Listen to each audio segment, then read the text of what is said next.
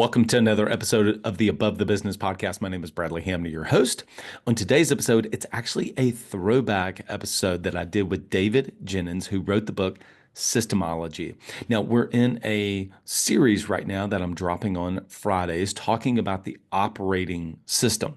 Now, David and I have a little bit different methodology and even thought process, and he used even a little bit of different language. But I wanted to come in and drop this episode, kind of bring this back. We've had a number of new listeners to the podcast. Now, I felt like that if you've not gone back and listened to this episode, I mean, at this point, we've dropped 450 plus or so episodes, that this would be important to bring back, especially in light of what we've been talking about on Fridays. We've talked about the importance of a team headquarters. We've talked about having a handful of playbooks in the business, so on and so forth. But it all centralizes around this idea of like systemizing the business. And ultimately, I think the business needs to kind of upgrade its operating system from being reliant upon you, like a you operating system, to actually running on something outside of you. We call that a blueprint operating system. So I felt like even though David and I use a little bit different language, and even maybe the way that we structure things is slightly different, his book is fantastic. And I would encourage you to go take a pick of that after you listen to this podcast. So here's a throwback episode with myself and David Jenyns. David, welcome to the Above the Business podcast. A pleasure to be here. Great to have you. Well, for people that don't know, it is morning time for you, for where you are, obviously getting into the late afternoon where I am. So David, maybe you can share with people where you're coming from, but more importantly, we love to start with background and origin story. I know just a little bit about your background, but why don't you take our listeners that may not be familiar with your work back and then bring us to present day.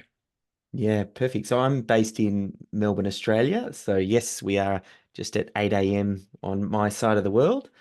And if I go all the way back, I've had entrepreneurial DNA from day dot that came from my dad. And he always used to have these little side businesses that he was starting.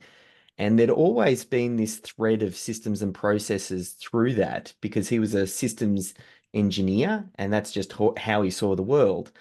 And for me, I've over the years been involved in everything from a rock and roll clothing music store that we franchised. We were actually modeling off Hot Topic for those in the States that know that company. We're bringing that to Australia.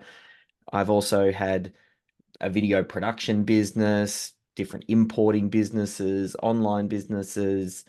I was probably most well known for my last business, which was a digital agency. I've also been in the stock market education space. So I've tried a lot of different things over the years, and there's always been this thread of systems and processes there. But it was funny, that last business for me, the digital agency, is the one I got stuck in. Even though I had all of that experience with the systems, I thought, but this business is different because Google's always changing its algorithms. How can I write systems and processes for this business? Because it's a creative agency, you can't systemize creativity. And I had all of this baggage around why I couldn't step out of the day-to-day operations and why I was so tied to the business. And it wasn't until I had a breakthrough moment when we found out we were pregnant. And I thought, I don't want to be that dad who's always too busy, because I was working the 60, 70-hour work weeks. And then that was the catalyst for me to relook at things. I intuitively knew systems was the way out, and I systematically removed myself from that business, popped in a CEO, and then took about a year off. And in that year off, that's when I thought, well, what do I want to do? And realized I fell out of love with the digital agency work and thought, I want to help business owners get out of the day-to-day operations, systemize their business. And that really was the birth of SYSTEMology and a lot of the work that I do these days. That's awesome. Well, so that leads me to my very first kind of big question.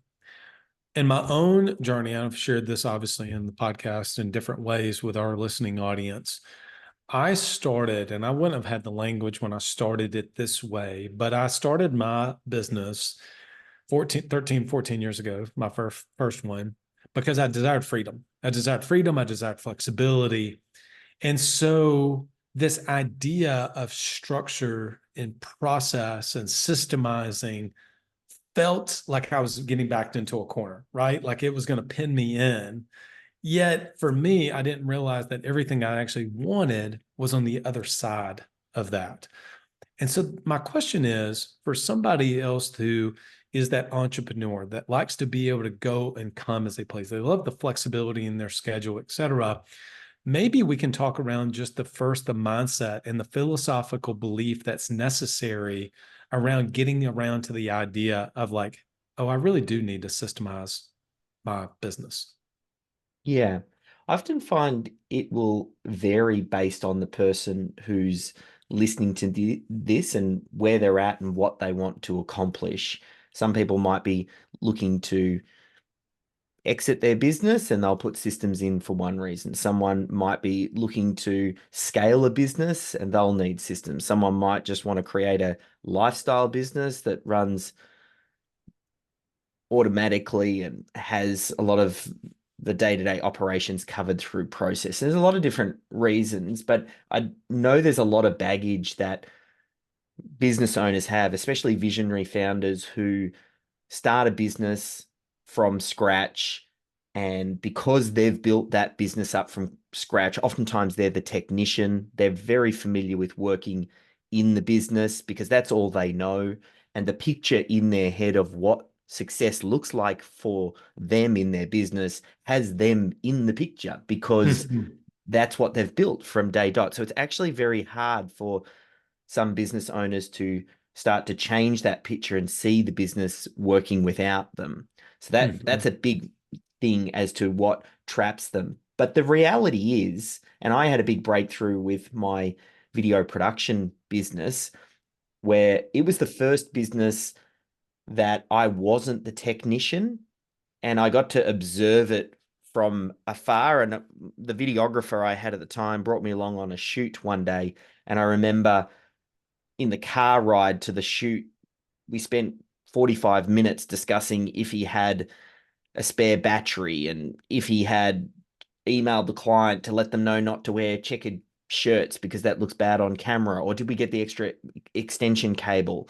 And we spent that whole car ride having those discussions. And then after the shoot, I said to him, look, we're going to put a checklist in place so that before you go on a shoot, you organize all this stuff beforehand, the night before, and then you go on the shoot. So we put that in place. About 6 months later, I go on another shoot with him, and the car ride was vastly different because all of the things that just needed to be handled were handled by the process. In the car ride, we started talking about how he wanted to frame the shot and what performance he wanted to get from the different actors and the lenses he was going to use. Getting the systems and the processes in place actually creates space for the creativity because there's certain things in business that just need to happen. So the counterintuitive thought here is that systems remove creativity and lock you in to a certain way, but it's the counterintuitive thought. And once it's rolled out, that you actually realize that the systems is what frees the business owner, because then what needs to happen happens, and then the business owner can start to work more intuitively, work on the high value tasks that only they can work on. And it's that key insight that once you get it and you see it, that becomes a little bit of a mind virus and changes things for the business owner. Boy, two things you just mentioned there are super valuable. Number one, for me, the creating the space for the creativity, it doesn't stifle it. That's number one. Number two, kind of working backwards, everybody may have a different reason, a catalyst. Yours happened to be obviously the birth of a child coming up, that, you know, or whether it's you're wanting to build towards exit, you're wanting to build towards scale, you're wanting to build certain a lifestyle that allows you to kind of come and go. The reason may be a little different as to what your story was. For me, I was tired of working all the time. I mean, I was just like really frustrated with the business, and I kept hearing people talk about systems and processes. As a matter of fact, it actually made me really irritated because every time I would go to maybe to a conference, you would hear something to the effect, or I would, you know, systems and processes, got to have systems and processes. And, you know, oh, by the way, have a good team. I'd hear that. And I was like, oh, okay, no crap. You know, I've heard that, you know, too many times. But I actually, until I was in Toronto, sitting next to a guy who was running a $40 million company. He had made $5 million the year before, until he flipped his computer around and showed me one of their documented processes.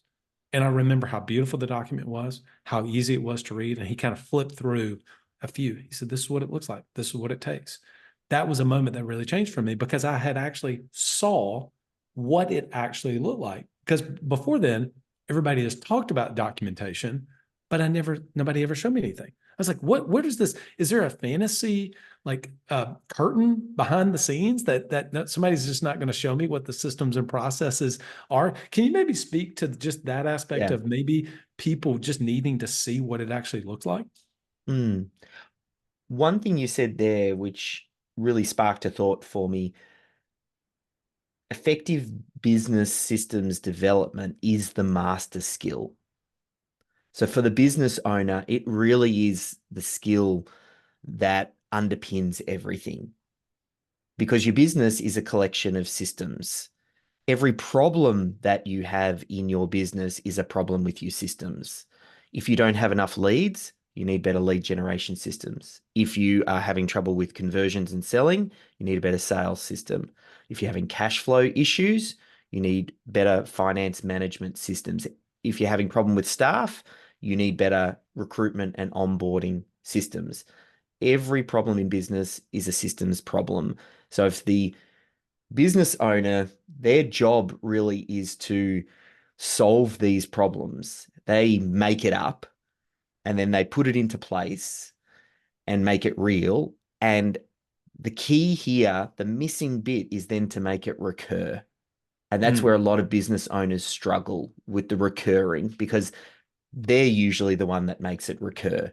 That's where you get trapped. So once you figure out how to go from idea and solving a problem to a documented system or process that solves that problem perpetually, and then over time, these collection of documented systems, they become your business. The staff will come and go. The systems will always remain. You build a culture of improving these systems. And regardless of what business you're ever involved in, those systems can keep coming with you. All businesses need to generate leads. All businesses need to convert those leads. Like the core components are the same. So going to work on your systems is one of the most valuable things that a business owner can do with their time.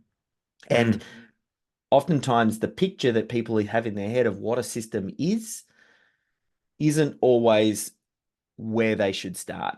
Because when you talk to a business owner and you say, what is a system? What does it look like?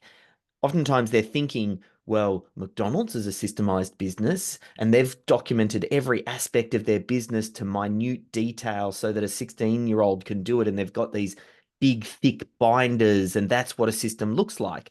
Oh, wow. Now I'm overwhelmed because of the sheer amount of work that needs to happen. And I don't even like documentation, and I have to create all this stuff. So you're right. One of the first things we need to do is reshape in their head what a system is. A system could be as simple as a recording, a screen recording of someone doing the task. Maybe it's your bookkeeper issuing out an invoice through MYOB, and it's a 20-minute video of them doing that task. That can be a system. That's version number one. That's the other thing. Systems are iterative. They are live documents that continue to grow and evolve. So you just start with the simplest first. It could be a simple checklist. The real key is just to have a central location where all this knowledge is getting stored, and then building up the habits within the team to continually work those systems. But you really need to simplify your vision of what a system is and go, what is the simplest version here? How can I make it easy to capture and not overcook this? And how can I start off applying the 80-20 rule and only capture the essential systems rather than every system? Because you can't document everything out of the gate. So you just want to lower that bar and make it simple enough to get started. Boy, I wish that this is what I wish I'd have heard 10 years ago, right? This is, so I know that how applicable this is, because I'm just going back as you were talking. All of those things, I had the thoughts myself. Man, where do I begin? Yeah, I get it, but like, where do I start? For those of you listening to this, you're not going to be able to see, but on my screen, I'm pulling up a blank. It's just a blank Google document, right? And this is what I would stare at, David. It was just that cursor blinking, Yes. and maybe I named it. I don't know. I just happened to do another podcast on recruiting system. And then it would Yeah. just sit there on that document. And I'd be like, oh man. So I'd get started and it was a mess. It wasn't organized. It wasn't beautiful. And I'd give up on it. I just give up. I don't have time for this. David, I got emails. I got Yeah. customers. I got phone calls. I got all these kind of things.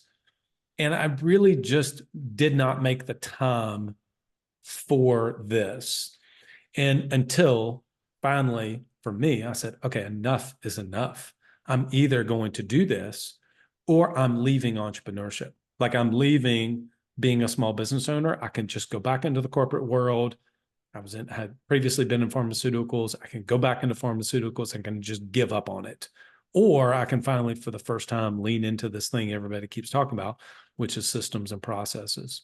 So that leads me to my next question, which is, when you are looking at, and you kind of gave an example of that a minute ago, but I'm curious for somebody that maybe has seen that blinking cursor, what do you tell them as far as like getting started and having just beginning the momentum of starting the documentation?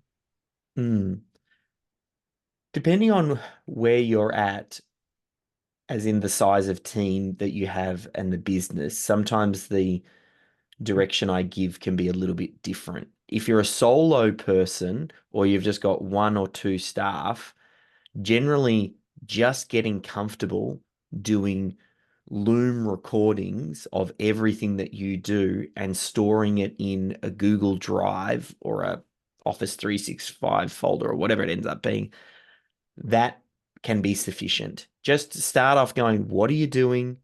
Record yourself next time you issue out that invoice or pay wages or whatever it might be. Record yourself doing it, create 2 or 3 of those, stick it in a folder, create some folders that can slightly organize things by department. Maybe you've got sales and finance, and just start getting into that habit. Because the whole key is we're just looking at making some of those tasks that you're doing recurring. So that's if you're a solo person. And when you've got a collection of those, then you might look at getting some sort of virtual assistant to help you to take those videos and start to pull out the checklists and get started. But there's not a huge amount of leverage that comes from a system or a process when it's just you. Mm-hmm. That doesn't mean you shouldn't start capturing it, but that means there's no point in over-engineering the documentation and spending all your time documenting when you're going to be the only one looking at it. Yep. Now, that changes once you get typically around 7 or more staff.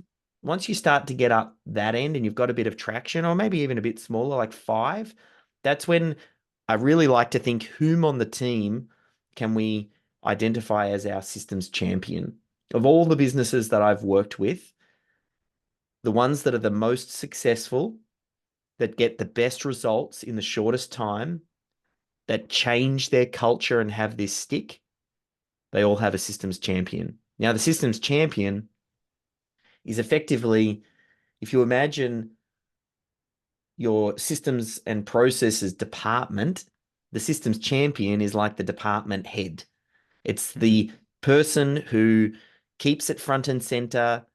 It's the person who celebrates system wins and lets the team know that, hey, Jenny just created a new document and it's great and we should all look at it. It's the person who supports team members to create documentation where they might meet with a team member, the team member records themselves doing the task, and then the systems champion goes away, gets the video transcribed, feeds it into ChatGPT and asks it to create a draft of the process, tidies it up, and then sends it back to that knowledgeable worker and says, hey, how does this look? It's that team member is the linchpin for me, and it's where I'm doing most of my work currently. when I wrote the book Systemology, that really was for the business owner to make the case for business documentation for small business. The Systems Champion book, which is the next book that I'm working on at the moment, is the book for the person who's actually going to really do it and drive it. Because the business owner quite often is not the best person to be writing systems and processes. We want to figure out how do we streamline the extraction of the IP out of their brain, but not get them caught up in low value documentation tasks. So it's that systems champion works alongside the business owner and the key team members from the leadership team to figure out how do we capture, organize, and optimize this best practice knowledge and have it front and center so that when someone is assigned a task, it is clear what our expectations are around how it's done. I think it's amazing. I got a question on that. Would that look like initially it really is the owner's job to architect, that's language that I use quite often, is to architect that to be in place from the jump, and that this is what we're going to do, this is why we're going to do it. They start setting out, the vision of what that's going to be, and then they begin to tee that over and transfer that ownership over to somebody else. And so is it fair to say maybe somebody has a team of 5, like, as an example, you just gave that one. And so they got a team of 5, they got 3 sales and a couple of service people, et cetera. Maybe one of them is their EA, but they say, we've got to begin to kind of document this. This is being run way too much through my personality and not enough through systems. And so they have to champion that themselves initially to get it off the ground and to keep it going. But ultimately, they're going to transfer that over to someone else. Is that fair to say about how the initial? Yeah, I think you hit on a real key point that maybe I overlooked in the original Systemology book, because I had the good fortune to do some work with Michael Gerber. I talk about it in the book, and I sent him an early copy of the book. And his only piece of feedback on the book was he said, Dave, just remember, don't let the business owner off the hook.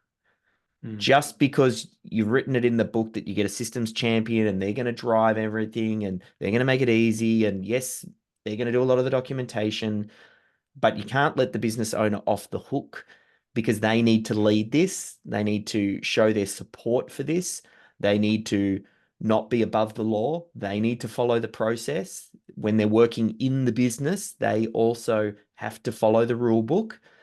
So there's a lot of how do we get the business owner to introduce it, and how do they pass the responsibility and demonstrate to the team that this is important and valuable and I'm putting resources behind it and this is the way that we do things here. There's a big part of the business owner needing to do that. In the early days, I often talk about first capture what you're currently doing, not what you would like to be doing. And that's often more of a function of small business has very limited time and resources, and the business owner and the key team members are extremely busy and they don't have time necessarily or the space to reimagine systems and processes. But tremendous wins can be gained just by identifying what's currently done and who already does the task very well, and then making it repeatable. That's really the key. You want to capture best practice, then delegate it down to less skilled, lower cost team members to free up the higher skilled team members to work on the higher value tasks. So that's where I talk about we don't optimize or re-engineer process right at the start, because a lot of small business owners, they just don't have the space. But huge wins can be gained just by making what is working repeatable and taking it off the plate of key team members. I think that's really key. I just want to double tap on that, is that you can probably look at how you onboard a new customer as an example and say, well, there's all these things I wish we would do. I wish we would send them a handwritten note. I wish that we would put together a gift bag or a box or something like that, depending on what type of business it's in, et cetera. I want to do all those things. But to your point, let's just document what we're doing currently, and then we can improve upon and add some of those things over time, versus you can get yourself caught up into an aspirational system versus what it is currently. And also, I just want to, I think it's important too, is that somebody could hear the systems champion. I think I would have heard it this way. Oh, that's a really good idea. I'll let myself off the hook. I don't want to do this. I'm not really good at documenting things. Let me just hand this over to somebody and abdicate the responsibility. You know what? XYZ person on my team, I want us to document all of our systems and processes. Go make that happen. And I'm just advocating it, right? Because I'm above the law. I don't have to do it. I can just throw it over to somebody else and they're going to go systemize everything perfectly. I mean, maybe that's happening, with the proper right person, but that's probably not the case. It really has to be the founder, the owner really has to be driving to say, to your point, I'm putting resources behind this. I'm going to put time, I'm going to put people, I'm even going to put financial commitment behind it. If we need to use new tech, we're going to Loom or whatever that's going to use. Like we're going to do this. I think that's a really important point that you make there. Yeah, I think there is a cost required to make this happen. Systemizing your business and helping it to grow and scale and putting that foundations won't happen automatically. And a lot of business owners, especially when you're starting out, you are very much replacing time for dollars. You're doing the work. So when you're in the business, you are getting dollars for the time that you're doing. Like you're trading that time for dollars. Whereas when you start developing systems and processes, you're working on an asset, something that once the system is created, it will continue to create you dollars, regardless of whether or not you're there, because it's being executed by someone.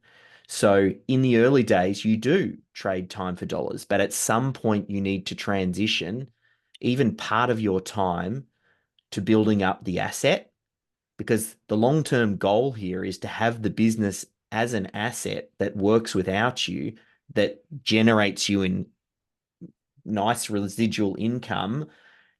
And then the real goal is to have the business owner to have the freedom to work on it, in it, or whatever they want to do.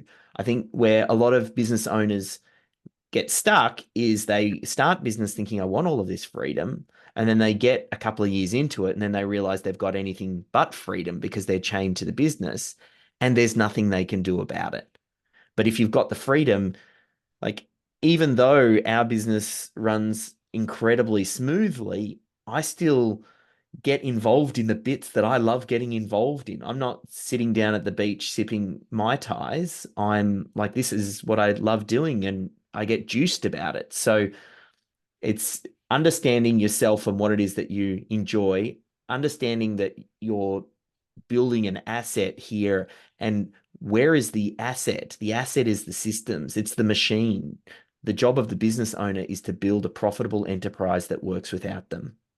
That's the asset. And when you're working in it, you should be getting a wage for whatever role you're fulfilling. If you're the CEO, you get the CEO's wage. If you're working in sales, well, a portion of what you get comes from whatever roles you're fulfilling, because you need to replace yourself in those roles at some point in time to grow and scale.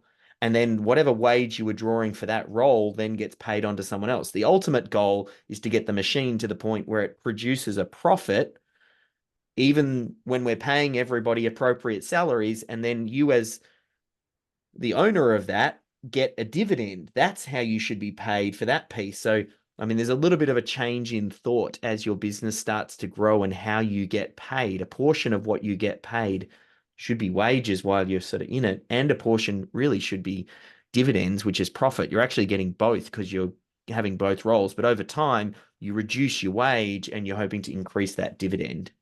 Well, that's so good. Yeah, I love that. And I completely agree with you as well. And there's a word that you used there that I did not have in my vernacular until maybe 5-6 years ago, and it's asset.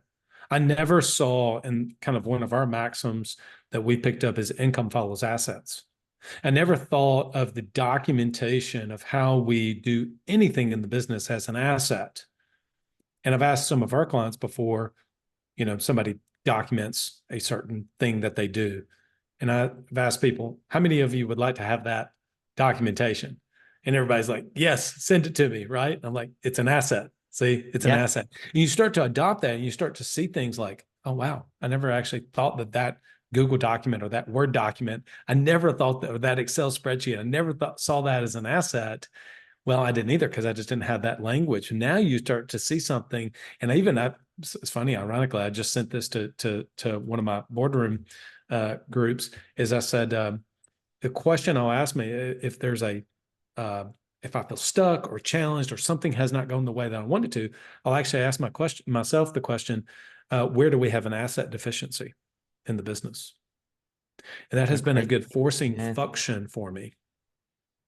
The other thing with systems and really any asset, the first asset that you put in, the first dollar, the first system that you put in place, it's so small at the start that you don't really notice the positive return or the impact. That's actually why a lot of business owners delay in creating the asset, because you don't get the instant gratification. The first system that you put in place that saves you 3 minutes each week, well, you don't really notice that. It's an asset, and it's the eighth wonder of the world, as Einstein talks about it, is it's when you get compound growth. It's when the assets start layering on top of each other. It's when you have a collection of systems all saving you 5 minutes here, 10 minutes there. Before you know it, that accumulation of all of that, there is a tipping point when you just go, wow, I now see the ROI on that asset. But because there's quite a bit of lag time as you build assets before that kicks in, most business owners, or a lot of small business owners, give up too early. Oh, yes, I tried that and it didn't quite work for us. My team didn't follow the process. It really wasn't that much beneficial. The system kept on changing, but they're in that start period before it actually starts to pay off, and they abandon it too early. So seeing it as an asset and building it that way, I think, is a great mindset. So I got 2 questions for you before we wrap up, and I could talk to you about this for 3 hours. We'd have a Jocko Willenick or a Joe Rogan podcast length. But I'm asked quite a bit, so I'd love to hear your thoughts. So somebody has passed the idea, the philosophy, they're bought in, they started to document, and they start building assets. They're at that point to where I don't even want to pull out a number, but they've started to really document things. One of the common questions is how far do I go? And I know you mentioned about we need to lower the bar initially to begin to get things going. We need to document how it is today, not how it is in the future.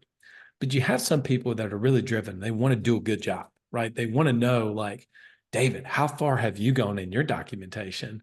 And so can you talk specifically maybe to that person? They're not a superstar when it comes to this, but they're certainly not a novice. They're way past that. They've been doing this for a couple of years. How far do they go in documentation? The first big turning point where I see the most significant permanent change and the culture of the organization never goes back is reaching a level of what I call minimum viable systems. And it's the idea where systems touch all aspects of the business. So if you think of your business as a collection of systems, and you think of your business in terms of its different departments, sales, HR, finance, management, and then you apply the 80-20 rule to each one of those departments, and you say, what is the purpose of this department? What would cause me to say that this department failed or succeeded? As in, well, if it's HR, it's probably recruiting, onboarding, and managing. For sales, it's conversion of leads. So you figure out what the core function of that department is, and then go, if I had to only pick the essential systems for that department, like 80/20, just because you don't document something doesn't mean it's going to magically stop happening. We just need to first get those essential ones down. And you want to go through systematically each department and think, what happens? What is a essential task here that happens on a triggered basis? What's something that happens on a daily, weekly, monthly, quarterly, annual basis? And using that framework, you work through each department, working with department heads if you've got them, to identify what are those mission critical systems, the ones where if the department failed to deliver this outcome, that department would be a failure in my eyes. And you go to work on those first. If you do that in each department and you bring the entire organization up to that level, then that's the turning point where you notice there's no going back and the culture starts to change. And then where do you move to beyond that? Well, it's a bit of a, how far do you want to take this? McDonald's has been doing this for 60 years now, and they have documented every aspect of their business down to the point of taking out the trash. Now, do you want to go that way? Maybe, maybe not. Oftentimes I'll ask people, do you have a hamburger business? Are you looking to build a McDonald's? And they'll say, no, I'm not. I don't have a hamburger business. Well, we don't necessarily need to do things just like McDonald's then. Because sometimes I remember an interview I heard with Reed Hastings from Netflix, and he said, oh, we decided that we wanted to dummy proof our systems, and we were going to put systems for every single aspect of the business, and we documented it down to super granular detail.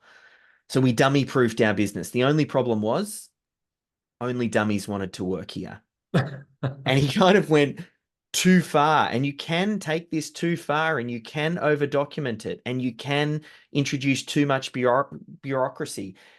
If what we're looking to really do, I love hiring great A players who know how to do their jobs. The systems and the processes are just frameworks and guardrails and rules for them to operate in. I still want to create the space for them to create and bring that creative juice that they've got. So again, you have to think a little bit about your business. You have to think about where it is. You have to think about what type of culture you're looking to build and the type of business that you're looking to build as well.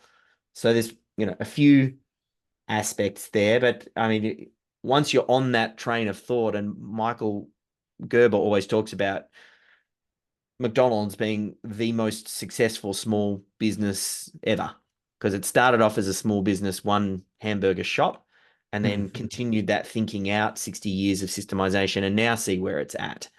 But the business owner doesn't need to decide that right now. I think let's get some momentum, let's get some reps, let's build up that muscle, let's reach minimum viable systems. Oh, that's so good. Because I agree. Like there was a time that the pendulum swung too far from I didn't have anything to then it went all the way to the other side to where I was trying to McDonaldize the business because that sounded good. Like that's the thing, that was the aspirational thing I needed to do. And I think it's Keith Cunningham that says, that's a good way to strip your organization of creativity and imagination, et cetera, is to think that you're going to go all the way down to, I think you used the example of taking the trash out of McDonald's. I think they literally have one for how do you sneeze, like a sneezing system or a sneezing process. I'm serious. So like, no, we're not going to go that far. I'm not trying to build the next McDonald's, right? That's not what I'm trying to do. I think it's awesome. David, I have loved connecting with you. This has been great. I was really excited whenever I was able to get you on, because this is certainly a passion of mine.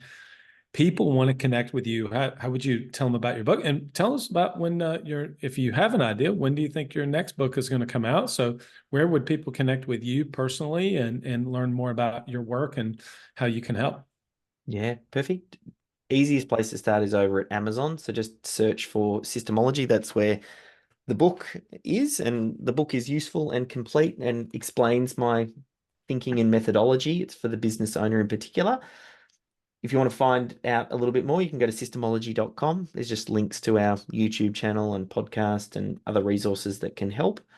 As far as the Systems Champion book, I actually find writing books slow and painful.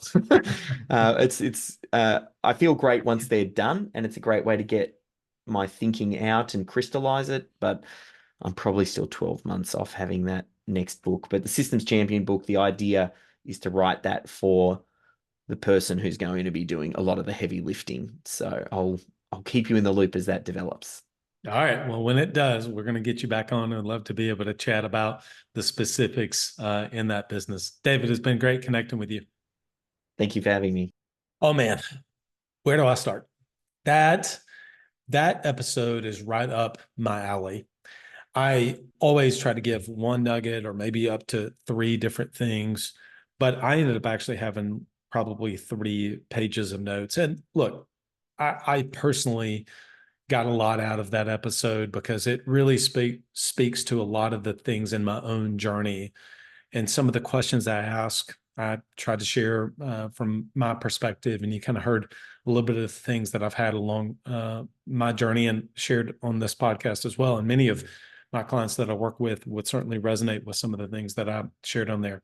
But I don't share that to at all, make it about my journey or my story. But I do know, because many of you have shared, is that your story is not much different than mine. Of course, we've had different backgrounds, we've had different businesses that we've been a part of, et cetera. But there's still elements of my own journey that I have found that have resonated with many of you. And so I encourage you, go to systemology.com, pick up the book. David and I have talked offline. We've got some other opportunities that I think we're going to be able to possibly partner together on some different things that he's going to be a part of later this year. Because I really think that, and I mentioned this at the beginning, that a lot of the things that he talks about kind of fits hand in glove with the things that I discuss and the things that I talk about more around the operating system. He talks around the systems and the process documentation aspect of it. And so I really think that you'll get a ton out of that book. Go and pick up Systemology, the book, and then stay tuned. You never know. There may be some things later on this year that have some opportunities to hear from David more, not just on this podcast, but in some other different things that we may have cooking up. Big shout out to our podcast sponsors, Autopilot Recruiting, Coach P Consulting, Today App Pro, and of course, Club Capital. Look, you want to get better at managing the financials, getting really close to corporate tax deadlines when this is being released, personal tax deadlines, beginning of 2024 coming up. You don't know how to manage the financials, don't really know what your tax bill is going to look like or if you're going to get a refund, go to Club Capital. Book a no obligation demo with someone there, and they can help you kind of get on top of that and even start creating a process and some systems around your financials as well. Club.capital. I love partnering with some of the best of the best. You work with David and Coach P Consulting, work with Alex and his team at Autopilot Recruiting. They have done a beautiful job, both of those organizations, as well as Today App. And what the Today App team has done and what David has done with Coach P and what Alex has done with Autopilot, they are some of the best in the business at what they do. And we specifically have seeked out those people to help become partners with us because we know that they do an incredible job. They serve our audience in amazing ways. Many of you are members of their programs or work with them in different ways, use the software. And there's a reason why. We could partner with different people. We could have a sales team for our partners. We don't want to do that. We want to work with some of the best. And so if you're looking to upgrade your system away from an Excel spreadsheet or other complicated software, you want one that's going to be easy. It's going to be corporate approved, easy to use, and beautiful for you and your team.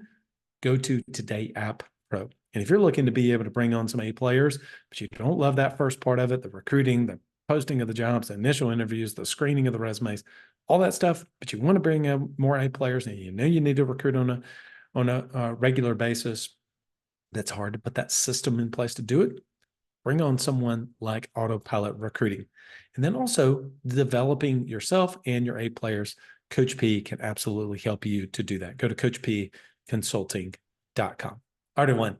Love this episode. Hope you did as well. Appreciate all of you listening. If this was at all helpful to you, go give us a rating, on Spotify or Apple, that would be awesome. That actually helps the algorithm to show up for more people. Of course, if you even want to go a step further, sharing this episode with one other person could really help and help us pick up a new listener so we can help them to be able to grow in their leadership and grow their small business as well. All right, everyone. Till next episode, lead well. Okay, here's the intro and the outro. Well, I hope you enjoyed that throwback episode with myself and David. I want to give a shout out to our podcast sponsors, Coach P Consulting. If you want to help develop your A players on your team and put them in the environment and yourself in an environment to help you to be able to grow as an insurance agency owner, David can do just that. And he's got the proof in the accolades and obviously all the production that he's been able to do as well. Go to coachpconsulting.com. One of the things one of the things Club Capital can help you to do is systemize your cash, systemize your financial statements, the rhythm of helping you to be able to get your numbers on a regular basis so you can make really great decisions in your business. Go to club.capital and book a no obligation demo and see how they can help you take your back office and make it one of the things that helps fuel your growth for the future. We all know you can't do it without a team. I believe business is a team sport. I've seen some stuff on Twitter or X where, somebody's talking about solopreneur. And I thought, that sounds terrible to me.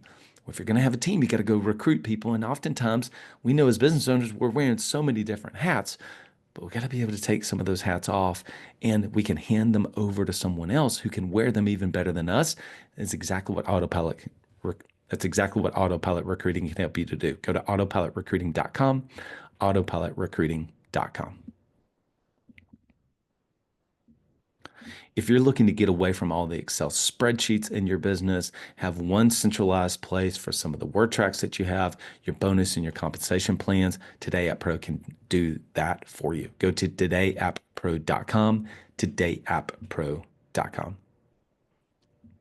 All right, and finally, if you like some of the things that I share on here, go to blueprintos.com, register for my upcoming live web class, Operator to Owner, so you can build a business and actually get the blueprint for building a business, designing, then building a business. Let me redo that. If you like some of the things that I talk about on here, go to blueprintos.com, register for my upcoming web class, Operator to Owner, so we can help you to give you the blueprint for designing, building, and installing a business that runs and grows without you. blueprintos.com. All right, everyone. Hope you enjoyed that throwback episode. Lead well and go be great.